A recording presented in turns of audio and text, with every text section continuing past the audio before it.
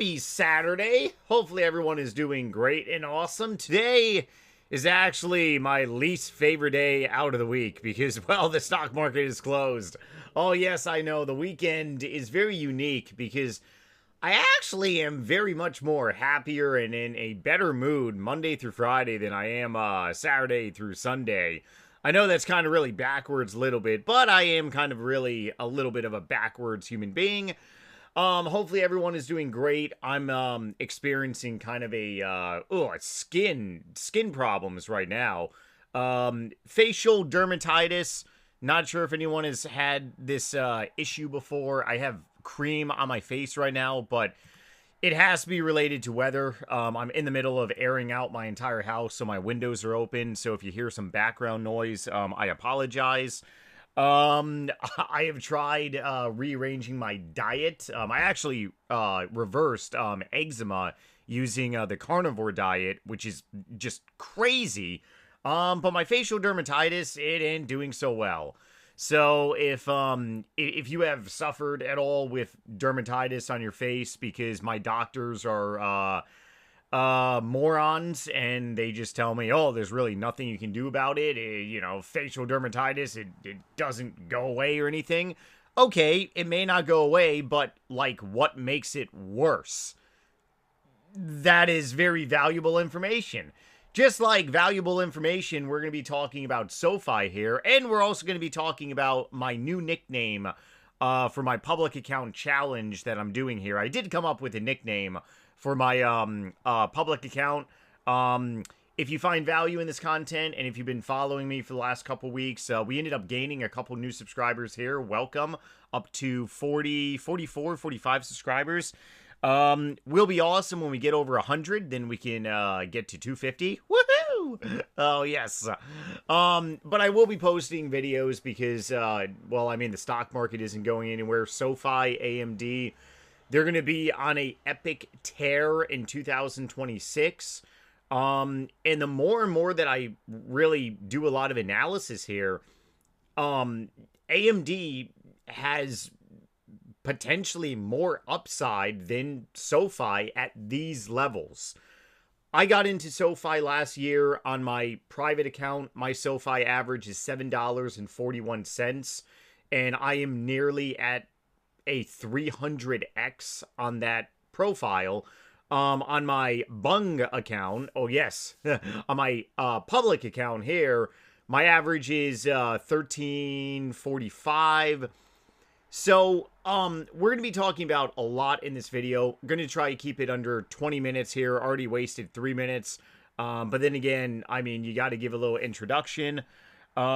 Make sure you got some water. For some reason, my coaster is attached to my water here. Saturday water cheers. I just got done drinking some coffee as well. So, I'm all revved up. Here we go. Okay, so first thing to start straight off the bat, today is December 6th. So what pretty much happened yesterday? Well, yesterday was a wide range of things, but let's go ahead and get like the straight thing pretty much like covered.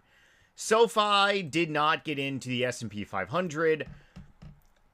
It was the consensus from the vast majority of like people online.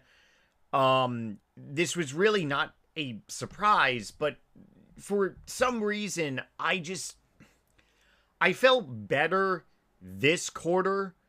And by all means, I don't normally track companies getting into a major index, so tracking all this information is relatively new for me. Because I've never really had to like look at a company but here's the terminology. There are people that are long-term investors. For SoFi, I am a long-term investor. However, you got to look at like everything. You got to look at the moving averages. You got to look at technical analysis. You got to cover all your bases.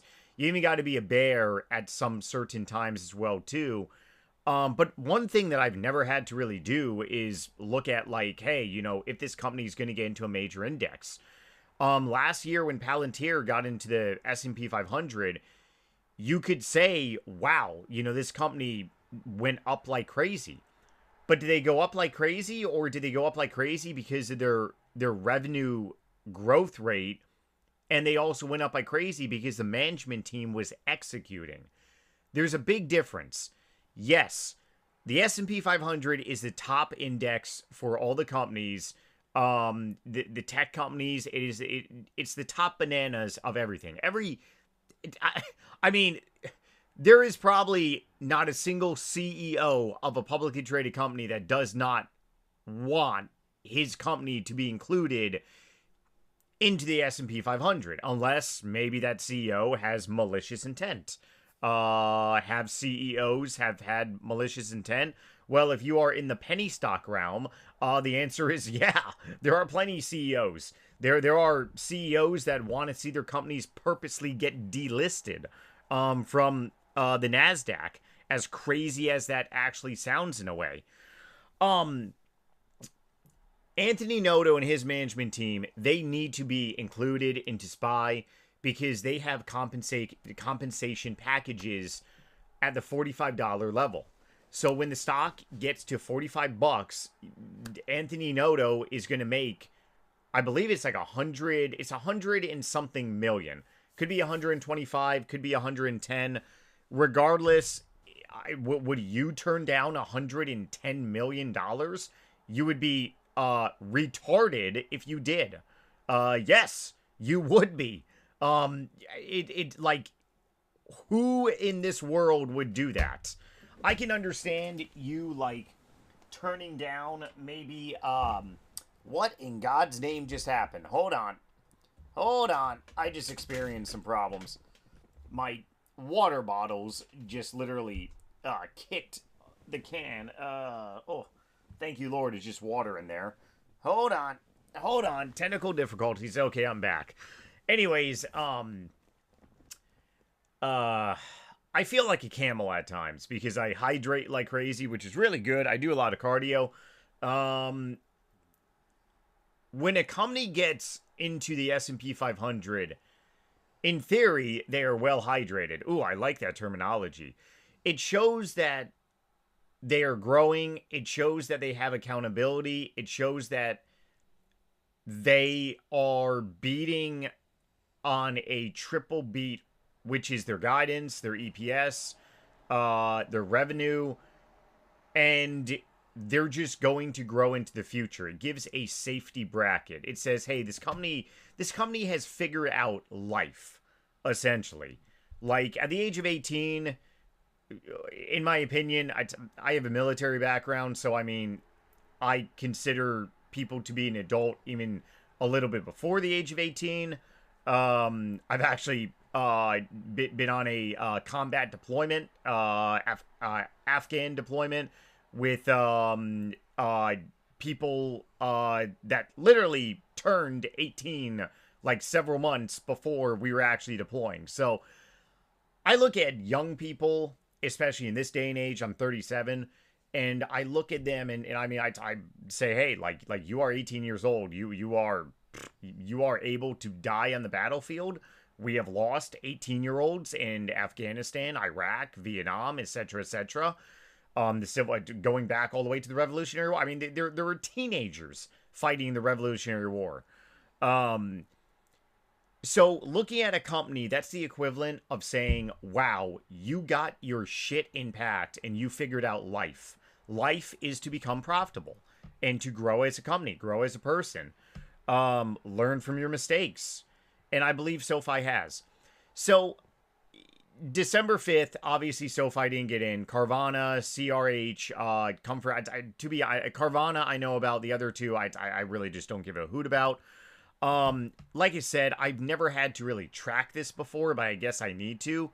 The next date is March 2026. So we got 4 months-ish away. Do I believe that SoFi is going to be going up in 4 months? Oh, yeah, absolutely. Do I see SoFi going above their all-time highs in 4 months? Yes. Do I see SoFi triple beating once again in January on their earnings? Yeah. Do I see SoFi? I don't want to give any price targets, but I mean, hey, if they're continuing to beat in raise, we could easily break into the mid 30s, maybe be on our way to the 40s, which is just going to be well, money in the tummy, right? For any shareholder. Okay, last thing before diving into the charts here. So I've been using AI a lot here recently. Gemini is my go-to. I can't stand ChatGPT. But I use AI for what it's designed to do, and that's really analysis, and that's really not controlling your life in a way. Unfortunately, we have dum-dums that use AI to literally make every single decision in their life. That's not what AI is supposed to be used for. That's going to result in us going into a nuclear war with Terminators killing humanity. Has people forgotten about the Terminator movies? I mean, seriously, people, like, wake up. AMD, SoFi. Okay, I have SoFi is my largest position on both of my profiles. My second largest position on both my profiles is AMD. I have a lot more SoFi on my Robinhood account, my private profile, and also a tremendous amount more of AMD than I do on my public account here, which I'm going to get to momentarily. But just typing basic stuff in to AI can go ahead and show you great things. Like, this is literally like maybe less than 30 seconds of like typing, and you can see a clear visual chart. Obviously AMD and SoFi were at a really big peak in 2021. What was in 2021? Well, it was QE, quantitative easing. I believe I said that correctly. The Federal Reserve was not tightening their balance sheet. Now the Federal Reserve from 2022 up until recently, they have been QT, quantitative tightening, I believe is the term. Basically, they're not expanding their balance sheet, meaning they're not printing more money, meaning inflation is not happening. So, SoFi has just been on a very consistent forward. Obviously, AMD is showing more volatility, hence big risk, big reward. But even Gemini basically pretty much notes that AMD is very much more volatile. And I ended up asking AMD I asked Gemini some basic questions.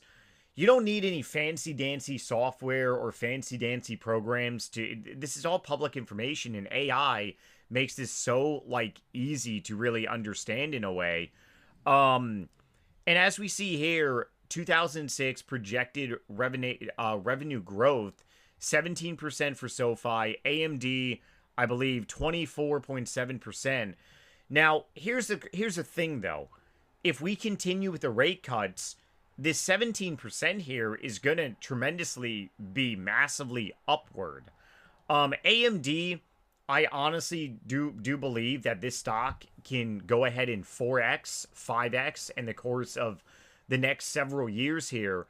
SoFi, I'm looking at more so about a decade, because we're going to see a transitional shift when the millennial generation, my generation, is going to be facing retirement in about a good decade.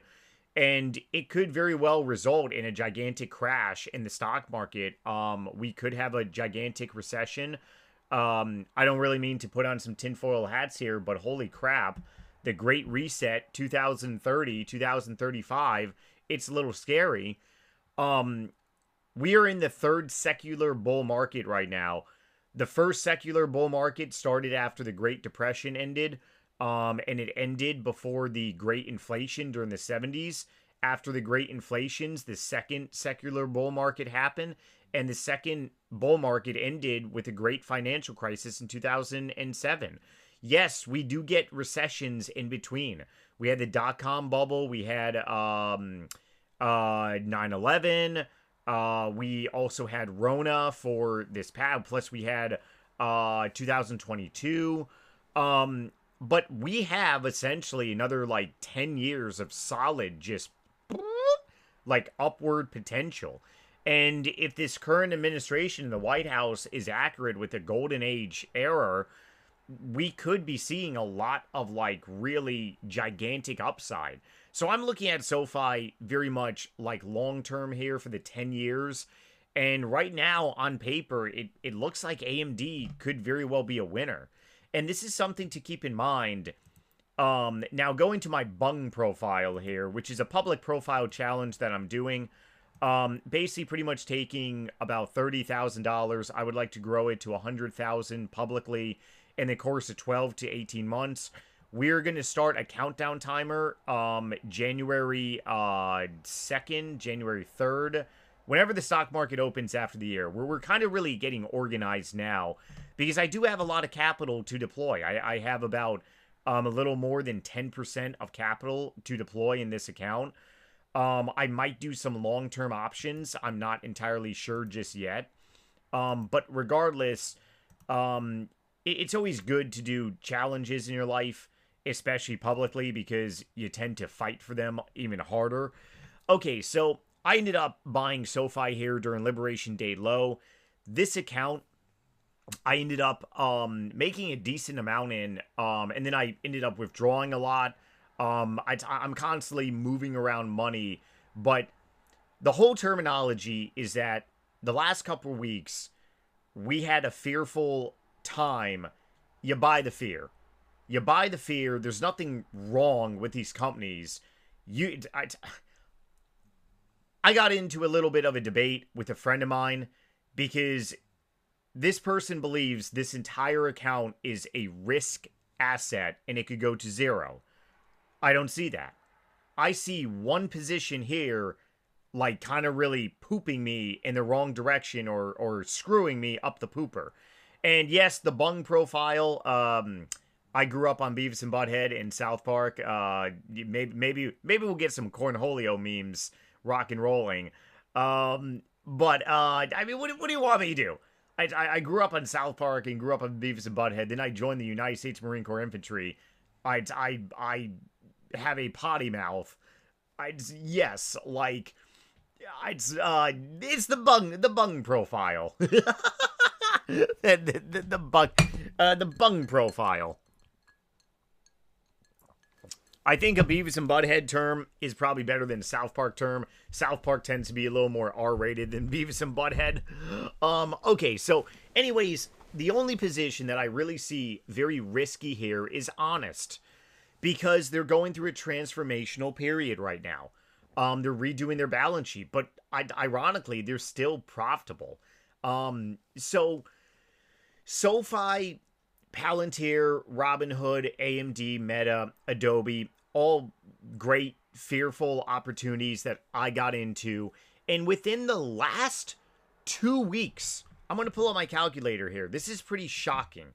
Okay, this is what happens when you buy the fear. I'm going to leave out SoFi here because I've been holding SoFi, like I said, since Liberation Day. But I want you to see what happens when you buy the fear. Okay, all I did was click some buttons. That's all I did. So let's look at Adobe. I'm already up almost 10% on Adobe. We're gonna do even Honest Company. My risk play I'm up on. Meta. I honestly wish I wish I ended up picking up some more Meta shares. AMD, I may very well add to AMD Monday morning because AMD is. Let me go ahead and add up the rest of this stuff really quick, and then I'm gonna talk about AMD here.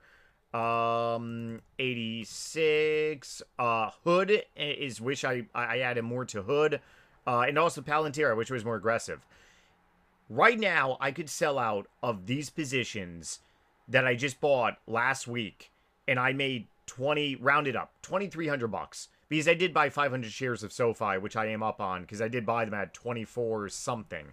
I have made $2,300 in the course of 2 weeks and less with some clicks of a button. take it even further. Let's go ahead and say that I did a public account challenge of 100 grand and I want to go ahead and grow it to, let's say, $250,000. Well, obviously, instead of starting with 30,000, I start with $100,000.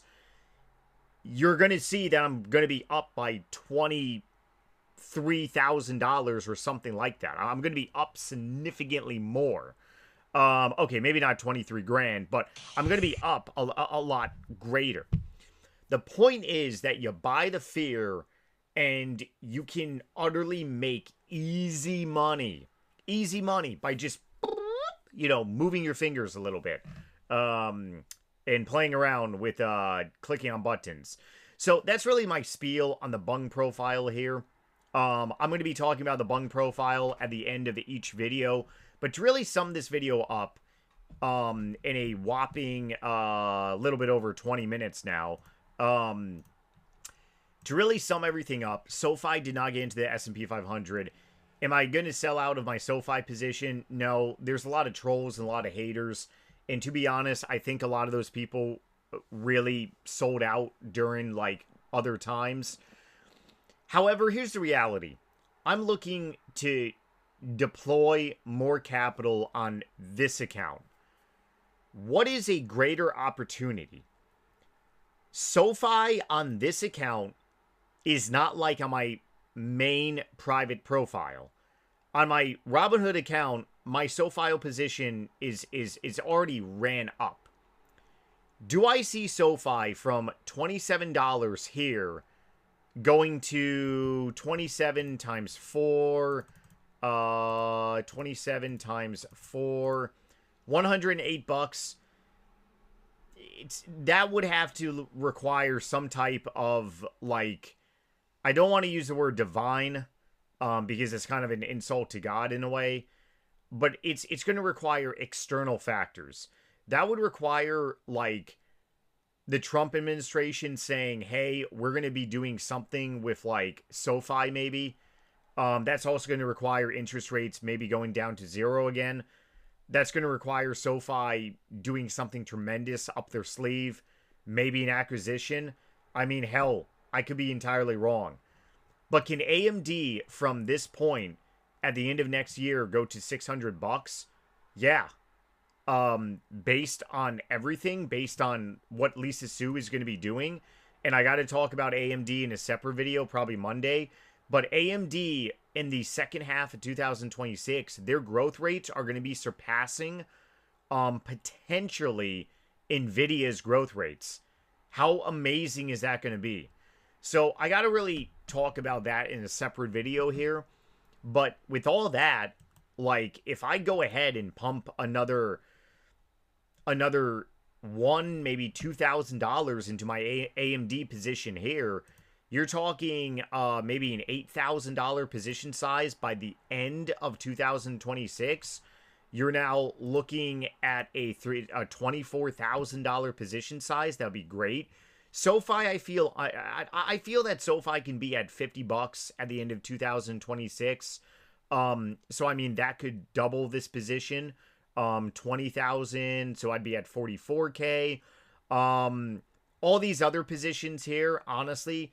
So like I said, overall, it is very possible that this profile in the course of 12 months could be very close to 6 figures. No gambling, no shenanigans, just smart investing. And that's really my whole spiel. As always, if you found value in this, please smash the like button, subscribe. Let's grow this channel. And I'll see you guys on a new video on a Monday fun day. Tomorrow, not going to post anything. Take it easy, everyone, and later.